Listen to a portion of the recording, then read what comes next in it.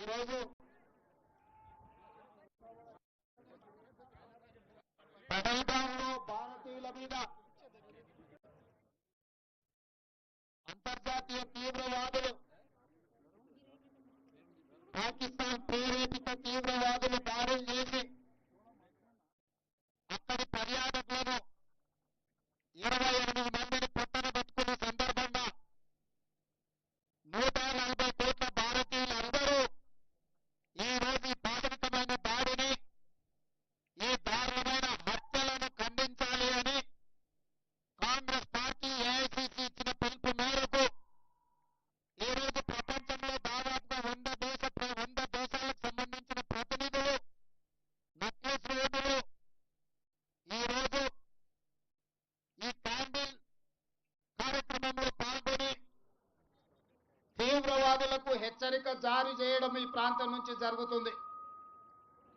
ఈనాడు ఈ దేశం ప్రశాంతంగా అభివృద్ధి పదం వైపు నడుస్తున్న సందర్భంలో ఈ దేశంలోకి చొచ్చుకొచ్చి పాకిస్తాన్ తీవ్రవాదులు పర్యాటకుల మీద దాడి చేసి చంపడం దారుణమైన సంఘటన.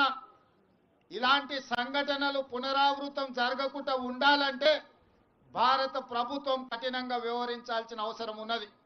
అదేవిధంగా 140 కోట్ల భారతీయులందరూ కూడా ఏకమై రాజకీయాలకు అతీతంగా, పార్టీ సిద్ధాంతాలకు అతీతంగా అందరము ఒక్కటై తీవ్రవాదం మీద పోరాడవలసిన అవసరం ఉన్నది. అందుకే ఈనాడు తెలంగాణ రాష్ట్ర ప్రభుత్వం అధికారికంగా ఈ కార్యక్రమాన్ని ఏర్పాటు చేసి అందరినీ ఆహ్వానించి భారత ప్రభుత్వానికి అండగా నిలబడి భారత ప్రభుత్వం చేపట్టే ప్రతి చర్యకు మద్దతుగా నిలబడాలి అని చెప్పి ఈ రోజు వేలాది మంది నక్లెస్ రోడ్లోకి వచ్చి భారత ప్రభుత్వానికి మద్దతుగా నిలబడ్డందుకు నేను అందరిని అభినందిస్తున్నా. ఈ దేశ ప్రధానమంత్రి నరేంద్ర మోడీ గారికి విజ్ఞప్తి చేస్తున్నా. ఇది చాలా భావోద్వేగమైన సందర్భం. ఇలాంటి సందర్భంలో మనందరం ఏకమై భారతదేశ సార్వభౌమ అధికారాన్ని కాపాడాల్సిన బాధ్యత మన అందరి మీద ఉన్నది. మనందరం ఏకమై తీవ్రవాదాన్ని అంతమొందించి ప్రపంచానికి ఆదర్శంగా నిలబడాల్సిన సందర్భం ఈనాడు ప్రజలందరూ మన వైపు చూస్తున్నారు.